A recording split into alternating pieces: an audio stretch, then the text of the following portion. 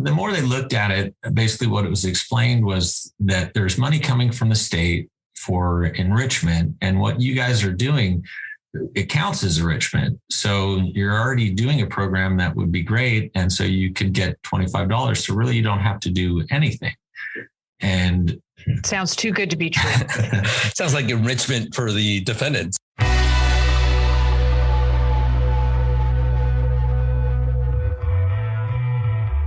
Welcome to Crime News Insider. This is Jorge Del Portillo, and with me as always is Lori Hoff. How you doing, Lori? Hello, Jorge. You know, it's been a while since we recorded an actual episode here because I've been busy. I was in trial. We had another hiatus earlier this year, and believe it or not, crime is still occurring. It is. I know, and we actually have real jobs. Yes, so we have to do them sometimes. So all listeners out there, please tell everyone, stop committing crimes so we could do more podcast episodes. All right. Today's episode, we're going to be talking about one of the largest taxpayer frauds on taxpayer dollars, a school charter fraud in California history. And this was somewhat throughout the nation, some of these charter school frauds. In April, there was an investigative report from the North Carolina state auditor that they said North Carolina charter school falsified student records and misused school funding to the tune of $400,000. That sounds like a lot of money, but that sort of pales in comparison to the numbers we're going to be talking about. That is a drop in the bucket compared to the numbers we're talking about. And in Minnesota, someone else was charged with misspending $30 million in federal funding meant for school children for their meals. And they spend it instead on luxury cars and lakefront properties, all that stuff. We'll put a link into the show notes, but that still even pales into comparison to the charter school scandal here in California that was uncovered by our very own district attorney's office. So with that, we are bringing on a special guest, Deputy District Attorney Leon Shore. Leon Shore has been a deputy district attorney in the San Diego DA's office for over 20 years. He's handled everything from robberies and homicides and general crimes. And he came to our special operations division where he initially worked on hate crimes as well as public integrity issues. For the past 10 years, he has focused on crimes committed by those in control of public dollars, including elected or appointed officials. And he also handles crimes against the public officials. He is the office's liaison to the criminal and civil grand juries and works with different ethics commissions, local and statewide. He is the co-chair of the California District Attorneys Association's Public Integrity Committee. And little known fact, he's a San Diego Big Brother of the Year in 2009. Leon Shore. I did not know that fact. Yeah, now you know. Now Leon I know. Shore, welcome to the podcast. Thank you. Thank you for having me. So can you tell us, I want to know about how these people are able to steal so much money. And in order to do that, let's talk about charter schools in general. What is a charter school and how are they funded in California? Sure. Charter schools are public entities. And the types of charter schools that we were looking at specifically were non-classroom based charter schools. So like an online only charter school. And most charter schools, being public entities, have to be sponsored or have to have an oversight that exists from a school district.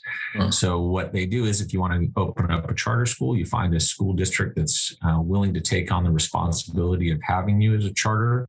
And then you petition for getting a charter. And if it's approved and you meet all the guidelines, then you get funding from the state that goes through the districts. And depending on the type of charter school that you have, you then get money just like a regular brick and mortar school for the number of students that you have. And it's based on what we refer to as average daily attendance dollars. Yeah, what is that? So average daily attendance is, I'm sure everyone went to school in one fashion or another. When the teacher takes attendance, they see whether or not the student is going to be there. A school district gets paid for every day that a student attends class. Say there's 180 days. If they attend 180 out of 180 days, then that becomes one average daily attendance, which equals, for instance, $10,000. So if the student attends every day, the school district gets, approximately $10,000. Then in our case, and in most of them, they were able to manipulate their numbers to qualify for 100% of funding, even though they would not have qualified. So before we talk about this crazy way that you first learned about how there could be a potential problem and what you did about it, can we just entice our listeners with the amount of money that was fraudulently stolen from our schools, from our taxpayers in this case? Was it more than 400,000? It was more than 400,000. So depending on the way that you look at it and the way that we treated the entire case was that because of the way that charters were all set up, that all the money came in from the state to the schools, all of it is fraudulent. And we narrowed down to a particular time period, which covered about 18 months, where the actions were most egregious, and we were able to really track it down. So during that 18 months, these operators were able to get from the state about $400 million, of which not all of it was stolen or placed in their pockets. Some went towards actual charter students, and some went towards actual teachers, but the individuals were able to siphon away a significant portion of it. Depending on how you look at it, we put the two main folks, their personal thefts at over 50 million, and then the different businesses that they were operating and things they were involved with, those numbers kept going higher and higher. Let's pause on that. Those numbers are astronomical. Wow. And it's ridiculous to think that our taxpayer dollars went into their pockets and not to our children in our schools. But how did you first hear about this? How did this even become a fly in your ointment, so to speak? Well, our unit gets all sorts of referrals, but this one was even more unique. One of our investigators was talking to a friend of his who happened to be an investigator as well in the office. And that investigator was on a board of a little league. I think it was actually a football program like a Pop Warner. And they'd been approached by an outside individual with a fundraising idea. And the idea was that if this sports group would sign up their kids for a summer program, that they would each of the kids would qualify for $25. And that would go towards raising money. And if everyone, if anyone has kids playing soccer or doing dance or whatever else it is, there's always a need for the money for uniforms, for coaches, for whatever else. So it seemed like a great way for them to make money, but they weren't really sure what that meant, what they had to do for $25. And they represented, you just sign up for this program, you get $25 per kid. The more they looked at it, basically what it was explained was that there's money coming from the state for enrichment, and what you guys are doing, it counts as enrichment. So you're already doing a program that would be great, and so you could get $25. So really, you don't have to do anything. And sounds too good to be true. Sounds like enrichment for the defendants. Yeah. So it came into our unit just really kind of over coffee between Don Holmes, one of our lead investigators, and Dave Iorillo, another investigator. And they were, should we take a look?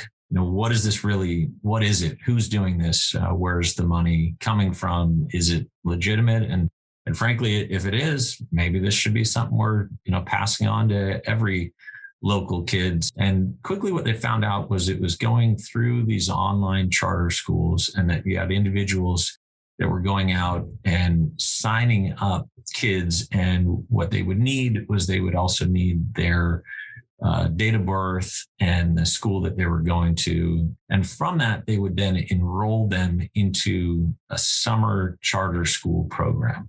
And that was for an online charter. Most of the kids and parents had no idea that the kids were even being signed up for anything. When that occurs, whether or not, or don't know, obviously you should know, they sign a contract in the beginning. So if your child wanted to move to a charter school. At the time that they're signing up for a charter school, they sign a contract which explains, when they would start, how long the program would go. And the funding is based on the starting date and then how long they're in school. And these folks basically ended up signing up thousands and thousands, tens of thousands of kids across the state, and they would sign them up, backdating what would be a start date and starting to qualify for money. And if all you did was actually have these kids in school, then in summertime, they would qualify for about $2,000 worth of programming for the summer. But these kids, what was happening was the programs would get $25. And then our defendants programs would get the remaining, starting with $2,000. And then as they figured out how to manipulate the calendars more, because of the way that there's kind of loopholes in the system, they were able to increase the $2,000 and almost double it to make about $4,000 a student.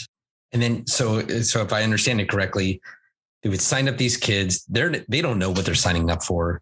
And it's this online summer school program where they could get from the state $2,000 to maybe $4,000 per kid.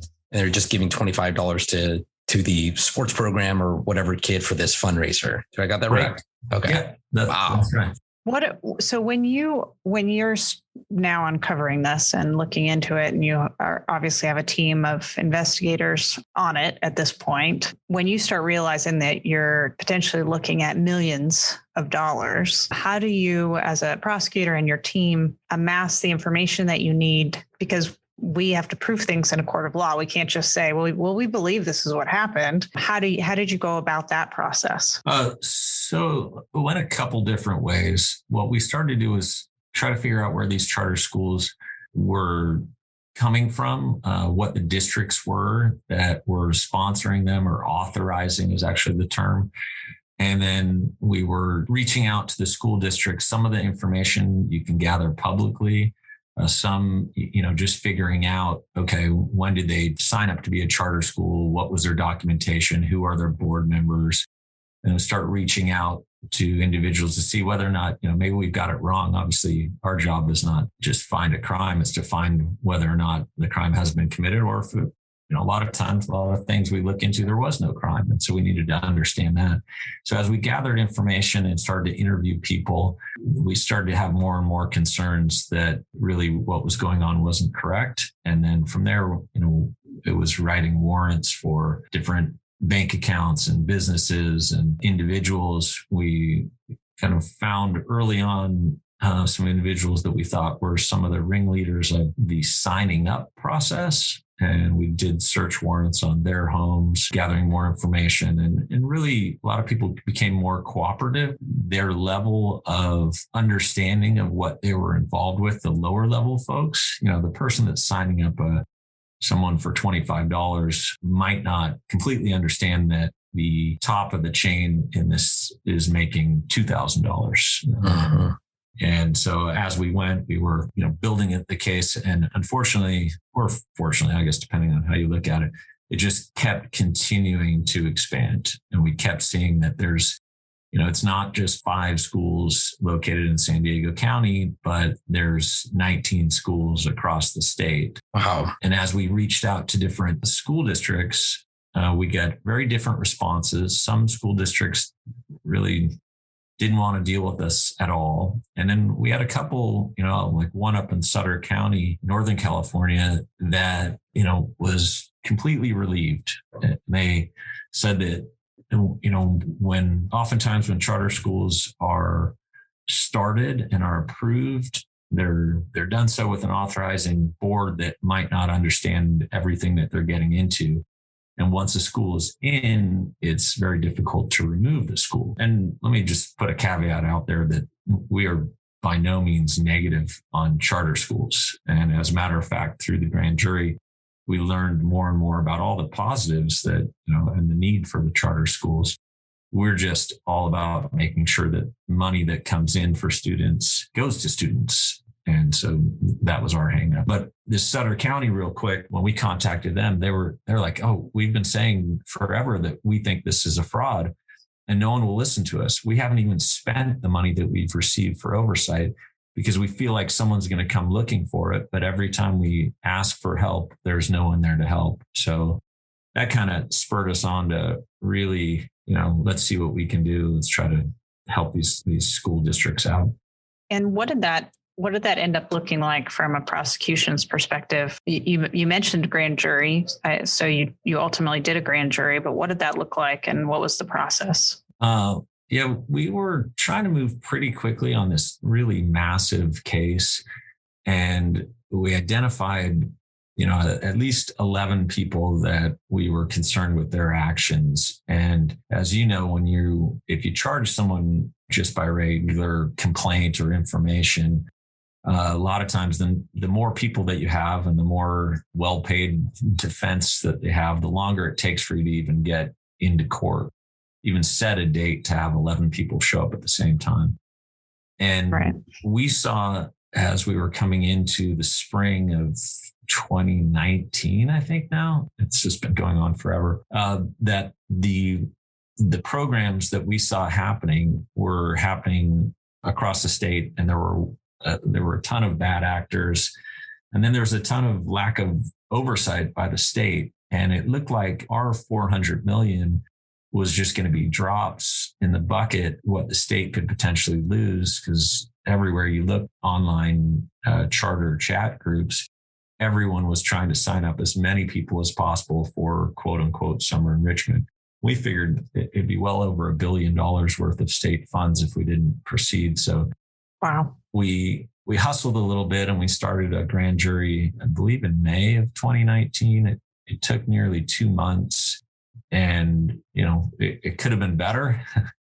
I'm sure we all look back and say we could have done something better. But at the same time, by the time we indicted and it became public, it really shined a spotlight on some of the potential problems. Hopefully it prevented others and really woke up the state to institute some oversight, maybe eventually. But this grand jury, I mean, like you said, almost 2 months, 70 witnesses. I saw it was a 235-page indictment.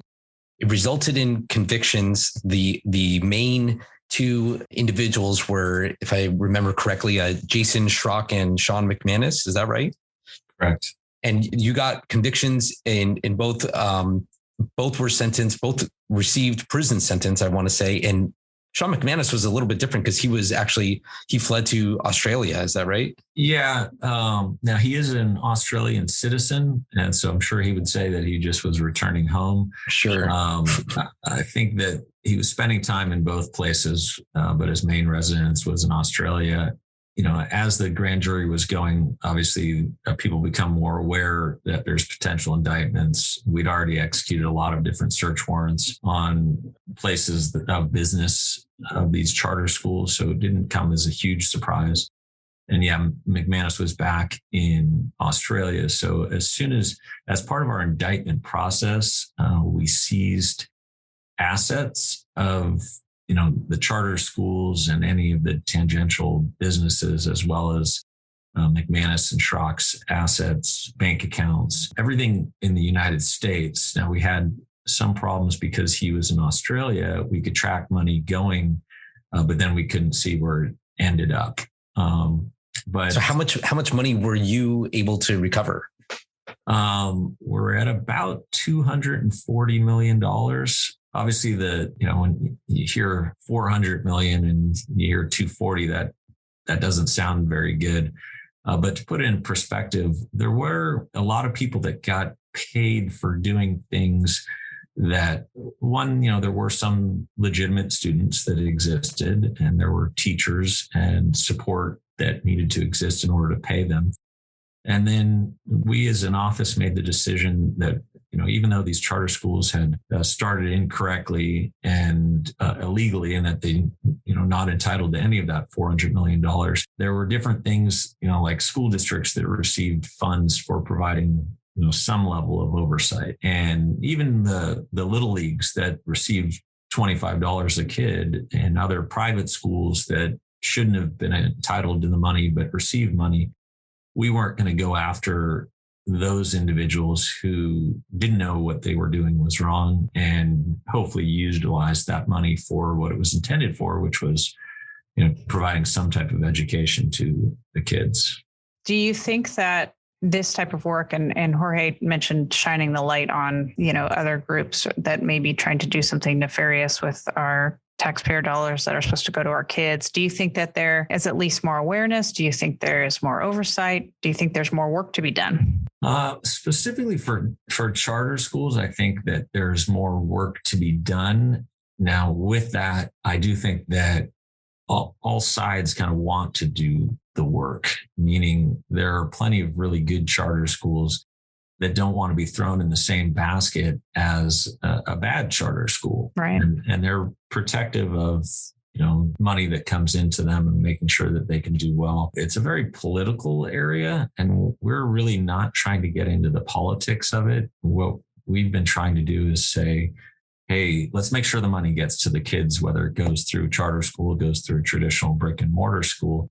And how do we do that? How do we make sure, so we've had some suggestions. Everyone relies on auditors. We heard a lot of testimony about how important the auditors are. And when we had the auditor come in for the grand jury, very nice gentleman, and the way he explained it, and it was what we had seen, was really the auditors aren't asked to do much. So he was doing everything within what was required, yet the information that he receives is provided by the charter schools. And he doesn't have the independent ability to do reviews. He asks for it. If he found something that he didn't like and writes a report, it goes first to the charter school, and they have the ability to just fire him and not move the report along. So hopefully we can continue to work with folks to move forward some progress, or even better, if they can do it without us and we can keep moving on to the next thing, if they can make some change, that'd be great. Well, we have a broad listening audience. So as Jorge can tell you, we don't just have our local San Diegans. We have people across the state that listen to us, but also across the United States and beyond. And I will say that, you are probably the foremost expert now, Leon, in this area, whether you like it or not. So our office is a resource in this area as it relates to making sure that type of fraudulent activity doesn't occur at the expense of our kids. Well, and I would be remiss if I didn't include, we were fortunate. We had what was a temporary employee and then came on more permanently, Kevin Fannin, who just randomly had approached me through the office. He'd been working in the education field as an attorney, and I'd met him previously, and he asked whether or not I had suggestions of where he could do more than just work for the firm he was working for. And ironically, we were in the middle of, putting this all together. And I said, well, what do you know about charter schools and this and that? And we really relied very heavily on him, because as we might know about different crimes, but depending, like in this role that I've had, you really have to learn about all sorts of, whether it's taking a bond to market or, whatever. It's not, if you just came out of a regular old robbery, those seem a little more easy to understand for me, and then easy to explain to the jury. Versus, I think we were about 3 hours worth of an opening just in the grand jury to explain, here's what a charter school is. Here's how this is funded. Here's this, here's that. Here's how, all the educational dollars get split up. Here's, how they're able to manipulate this and do that. I definitely relied a lot on Kevin to get us up to speed, and the investigators, and everything from our support staff to the people at 13th floor when, our administration, when we say, well, we'd like to do warrants across the state, and we'd like to charge superintendents, and we'd like to then afterwards, when they're not doing proper oversight and they're still not conforming, we'd like to sue them all civilly. And they're like, wait a second, you're suing school districts in Santa Barbara civilly? Like, we don't want to take money from kids. No, we're not going to take money from kids, but we're going to make sure that they change and comply with the law, and then they can keep their money. So to get that support in our office, we were pretty fortunate. Yeah, really, really successful all the way around Yeah, well, and we're fortunate to have you. And like you were saying, like, everyone has to every prosecutor has to become an expert, so to speak, and learn the type of case that they're going to prosecute. Lori with gangs or, with specific narcotics. And this was an entirely new field of charter schools. So that was good that Kevin was there to help you out. But it's really a testament to you and the team and the office that you were able to secure this conviction. 4 years in prison, $37 million fine, outstanding work. And I would be remiss to not say that you were awarded the Prosecutor of the Year for your efforts. So congratulations to that. Well deserved. So you are not done yet, sir. We're going to test your fraud knowledge and abilities. We end each show with a quiz where we usually look at the laws on the books. But in this instance, I picked out some fraud trivia. And great. I'm relying on you, Leon. Yeah, exactly. I'm going to get it wrong otherwise. I might have to go learn it real quick. You'll recognize some of these names, but 2 are real, 1 is fake, and you have to guess which item is the fake. Are you ready? Yes. Okay. No, you're not. Here we go.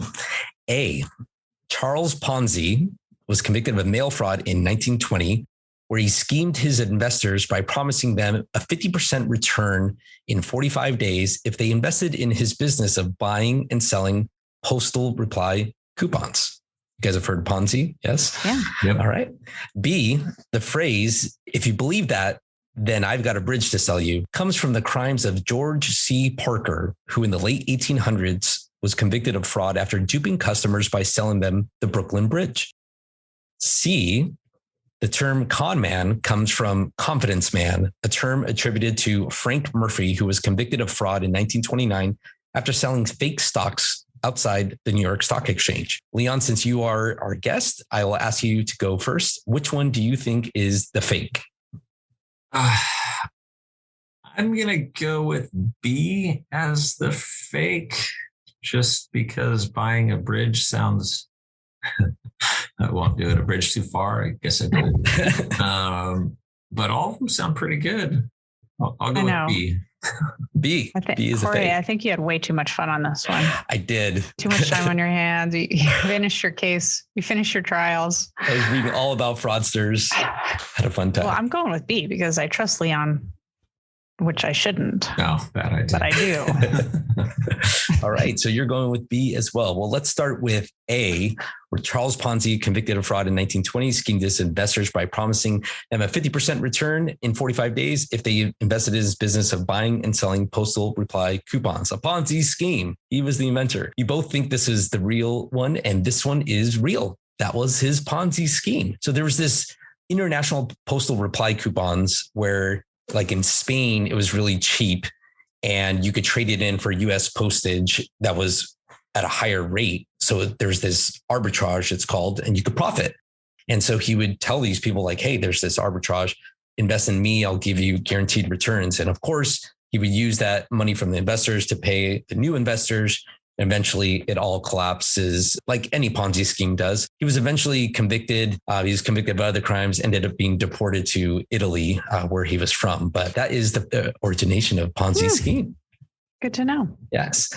Let's go to B. The phrase, if you believe it, then I've got a bridge to sell you, comes from the crimes of George C. Packer, who in the late 1800s was convicted of fraud after duping customers by selling them the Brooklyn Bridge. You both think this one is the fake, and this one is real. Sorry. Oh, man. That is a real. You led me on a bridge to nowhere, Leon. There you go. I frauded you. I defrauded you. So George C. Packer, not only was he selling the Brooklyn Bridge, what he would do is, unfortunately, he would target immigrants coming up into New York and said, hey, I'm looking for people to run a toll booth on the Brooklyn Bridge. Come walk over with me. And he posted a for sale sign, and he would say, oh yeah, actually I'm selling the bridge if you just want to buy it from me anyways. And the police would know his scheme worked because they would find victims erecting a toll booth on the Brooklyn Bridge. And say, whoa, you do not own this. He would forfeit, create fraudulent deeds showing he was the owner of the Brooklyn Bridge. He'd also sold other public landmarks like Madison Square Garden, the New York Met, Grant's tomb and the Statue of Liberty, believe it or not. And he famously must have been a good salesman. Jeez. Yeah, right. Talk about the ultimate con man. He famously escaped prison after snagging sheriff's hat and coat and just walked out the door. But he eventually was sentenced to prison after that. So that's a little bit of fraud history there. That means C, con man does not come from Frank Murphy, 1929. I made that up. It comes from a guy in 1849 who he would basically steal watches. He would pretend, hey, Leon, remember me? My name is William. If you would loan me your watch, I'll bring it to you tomorrow. And these people would loan watches. And a newspaper said, beware of the confidence man. So that's where it came from. Huh. So beware of charter school fraudsters as well that approach your school programs and ask for a fundraising event. Is that right, Leon? Yeah, that's exactly right. Distrust everyone is what you're saying. Well, anyone that's asking you for money or giving you money for little to no effort is probably a scam. Unfortunately, we hate to not be trusting of individuals, but especially with your kids' information and the public dollars, sad, but yeah, a lot of people want to take it. Well, Leon, thank you so much for coming on the podcast. Really appreciate it. You did a tremendous job and got a great result. So I appreciate your work in this field. Great job, Leon. Thank you guys both for having me. I really appreciate it. And hopefully through efforts like yours of exposing some of this stuff, we'll have more people that are keeping their eyes peeled and more public dollars going to the kids. So absolutely. And I'm sure if I probably shouldn't say this, but we can edit it out if it comes out badly. If it's horrible.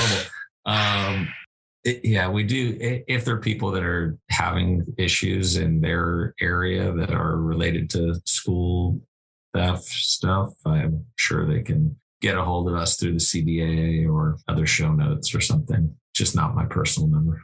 Okay. His personal number is 531. Yeah, that's fine. We can put a link in the show notes as well, if you could send that to me. If you want to reach out to the Crime News Insider podcast, send us an email, questions or comments, crimenewsinsider@gmail.com. You can follow us on Facebook and Twitter at San Diego DDAs. Lori, thank you as always for the podcast. It's a pleasure. And until next time, this is the Crime News Insider podcast.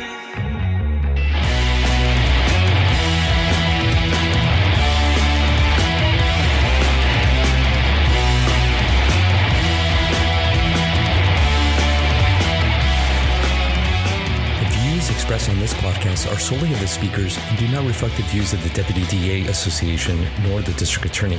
Questions and comments can be sent to crimenewsinsider@gmail.com.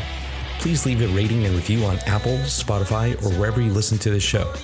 Remember to follow us on Facebook and Twitter. Our Twitter handle is @San Diego DDAs. Thanks for listening, and we'll see you next time.